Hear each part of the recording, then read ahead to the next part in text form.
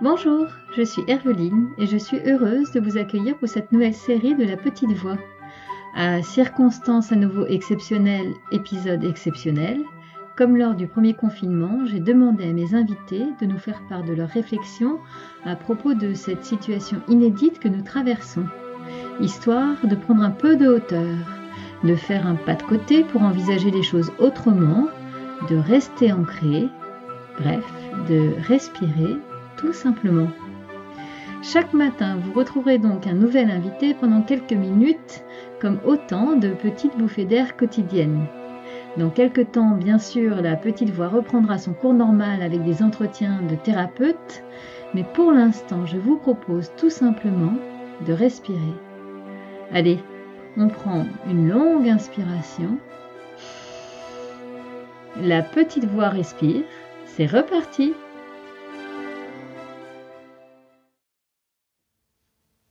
Impossible de faire cette série Respire sans vous reparler de l'astrologue Jean-Pierre Neveu.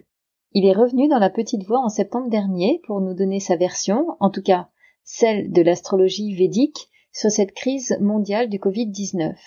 Vous verrez, c'est étonnant et cela rend très optimiste. Alors, je vous propose cet extrait de notre dernier entretien avec Jean-Pierre qui devrait vous faire voir les choses sous un nouvel angle. Merci encore Jean-Pierre pour ta générosité et tes lumières. Bonjour Jean-Pierre, bienvenue, ou plutôt re-bienvenue dans La Petite Voix. Eh bien, merci Herveline, mais c'est avec plaisir que je suis entre tes mains pour te donner des nouvelles de l'astrologie védique. Alors, tu reviens parce que dans ton métier d'astrologue védique, tu as évidemment essayé de comprendre les événements qui étaient en train de se jouer actuellement dans le monde et tu as fait une trouvaille assez étonnante et qui nous donne vraiment à voir cette crise mondiale sous un tout nouveau jour qui est beaucoup plus optimiste. Donc, est-ce que tu peux nous parler un peu de ce nouvel éclairage, Jean-Pierre ? Tout à fait. Donc, c'est-à-dire aussi tourner le dos à ces visions négatives, empreintes de peur, de crainte, de doute, que le monde va mal, qu'on va à la catastrophe, qu'on est en train de sombrer, etc. Donc, ce catastrophisme ambiant qu'on retrouve un peu dans tout le monde actuellement, puis en plus, bien sûr, avec la pandémie du coronavirus, ça s'est étendu encore un petit peu encore plus vite que le virus. Donc, c'est un petit peu pour montrer que tout ça, c'est nous qui le créons, mais que l'univers, il est là pour nous donner un élan formidable de transcendance, de transformation. Alors, explique-nous concrètement, qu'est-ce qui s'est passé ? Donc, c'est dans un thème astrologique, et donc bien sûr, un thème astrologique, donc c'est un certain nombre de planètes. Donc, il y a 7 planètes, plus des points astronomiques, les nœuds lunaires, etc. Et donc, nous, pour analyser le bien fondé, le côté positif, le côté engageant, le côté dynamique, ou au contraire, le côté difficile, eh bien, nous avons un outil qui mesure la force des planètes en permanence. Nous allons savoir que les planètes, elles vont être plus ou moins fortes et nous avons à peu près une petite dizaine de mesures différentes qui nous permettent de doser avec une très grande précision l'énergie d'une planète. Donc en fait, ce qu'elle va pouvoir donner, ce qu'elle va pouvoir faire, et puis aussi ce qu'elle va pas pouvoir faire. Et alors, il se passe une chose qui n'arrive vraiment jamais, enfin très rarement. Et donc, effectivement, ces 3 jours que nous venons de passer, le 8, le 9 et le 10 septembre, eh bien, nous avons donc 8 éléments, 8 sur 9, qui étaient à des valeurs tout à fait exceptionnelles.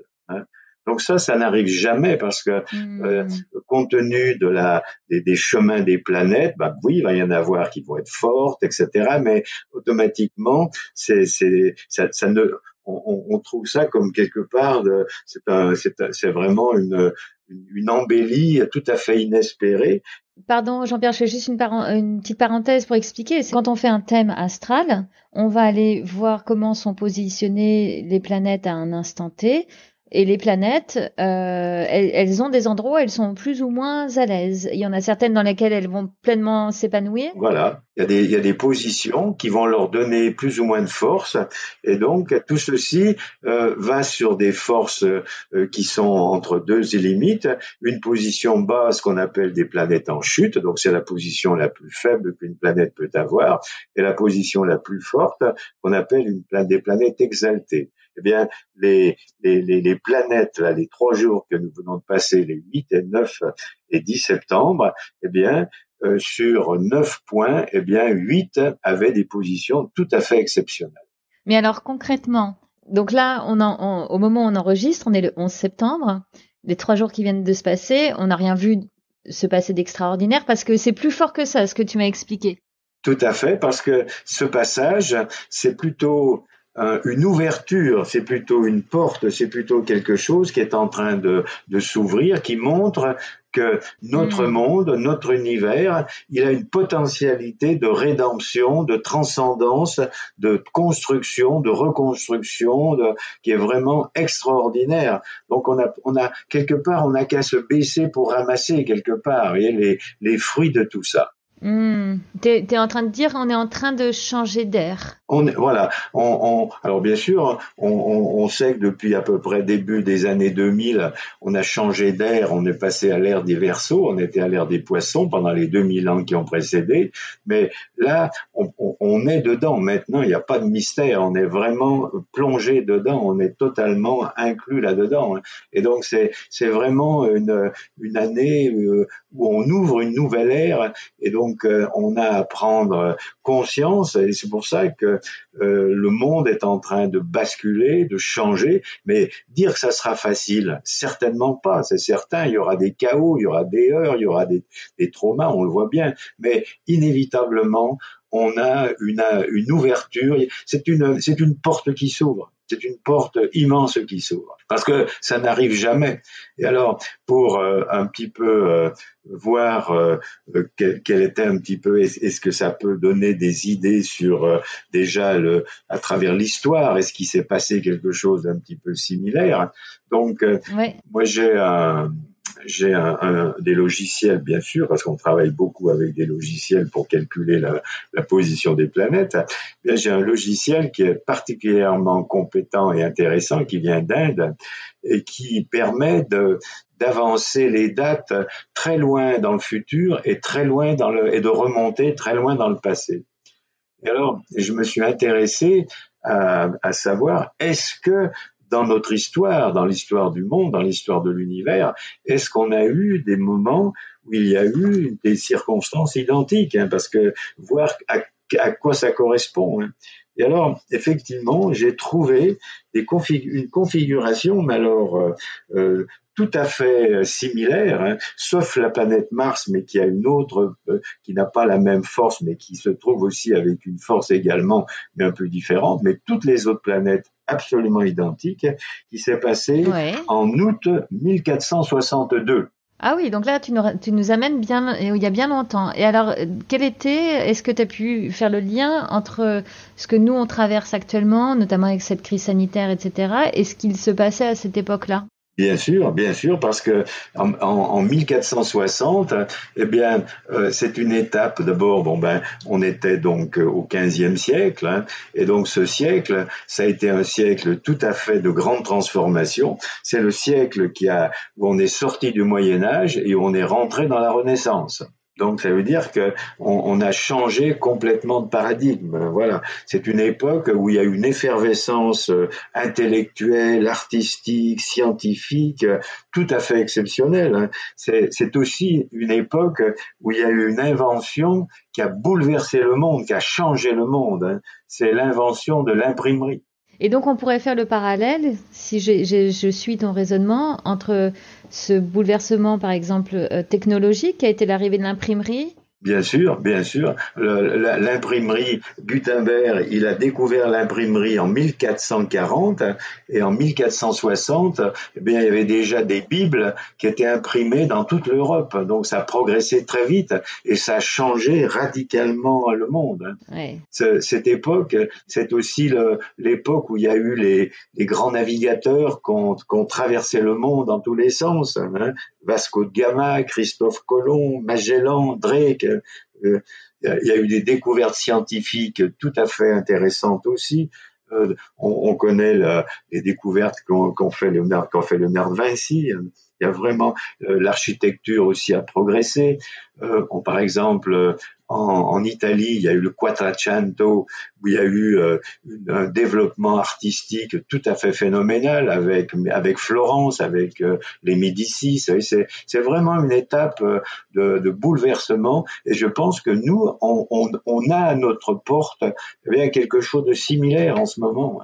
Et donc en fait, il y a vraiment quelque chose, une immense créativité dans ce que tu décris de cette époque-là. Tout à fait, il y a une créativité qui est tout à fait immense, mais qui pour le moment est encore enfermée dans une gangue de peur, de crainte, ouais. Donc où on privilégie le négatif, où on privilégie le sombre, où on privilégie. En fait, ce sont nos propres peurs et à nous de sortir de ces peurs, à nous de se libérer de ces peurs. Je pense que et c'est là que le développement spirituel, de la spiritualité, va nous permettre de retrouver notre plénitude, de retrouver notre liberté quelque part. Et oui. Et après, il y a un phénomène qu'on a rapidement évoqué, mais qui est quand même pas neutre en ce moment, c'est cette crise sanitaire. Est-ce que quand tu reviens en arrière à cette époque-là, on en était où des épidémies? Eh bien, tu as raison de me dire ça, Herveline, parce que en 1460, on sortait d'une des plus grandes pandémies que l'Europe, le monde a connues, la peste noire. Ah! La peste noire qui s'est étendue sur un siècle à peu près. Hein. Oh bah merci, c'est rassurant pour nous qui sommes avec le coronavirus depuis 6 mois. Voilà. Attention, la peste noire, c'était la peste bubonique. Hein.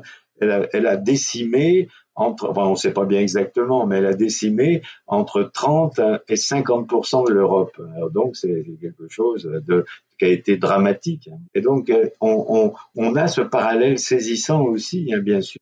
Donc c'est vrai qu'il y a une résonance. C'est pour ça que moi, cette étape, je la vois vraiment comme une profonde renaissance. Il y a en fait quelque chose de la transformation, et malheureusement la transformation, c'est d'ailleurs toi qui m'avais appris ça, on ne peut pas créer sans détruire.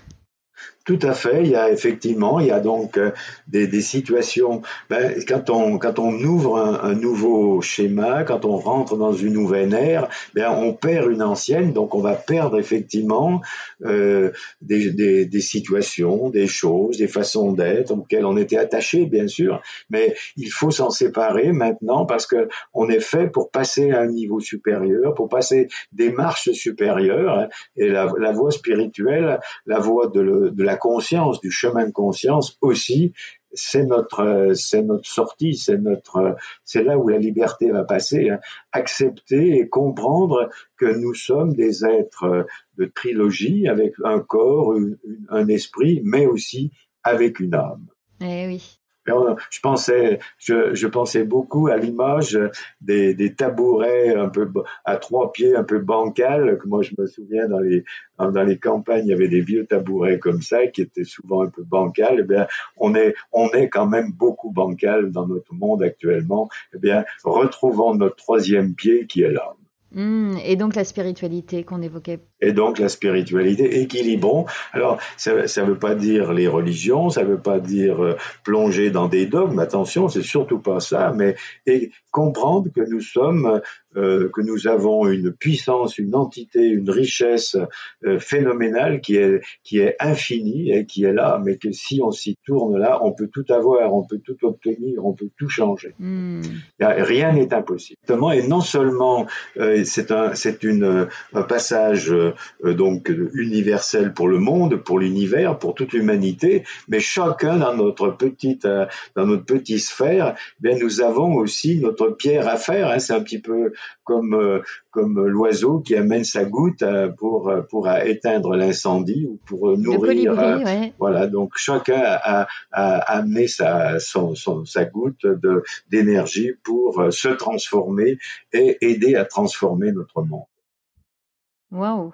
Écoute, Jean-Pierre, tu avais raison. C'était bien et très intéressant que tu reviennes dans la petite voix pour nous expliquer tout ça et effectivement donner un regard certainement plus optimiste sur cette année-là qu'on traverse. Tout à fait. Alors, bien sûr, ce qui n'empêche pas les chaos, ce qui n'empêche pas, parce que toute transformation passe par des crises, hein, on le voit bien, on le vit au quotidien, mais in fine, il faut être extrêmement positif, extrêmement optimiste, parce que nous ne sommes pas à la fin d'un monde, nous ne sommes pas en train de sombrer, nous ne sommes pas en train de nous détruire, nous sommes en train de nous transcender, nous sommes en train de nous révéler et de passer à une étape supérieure.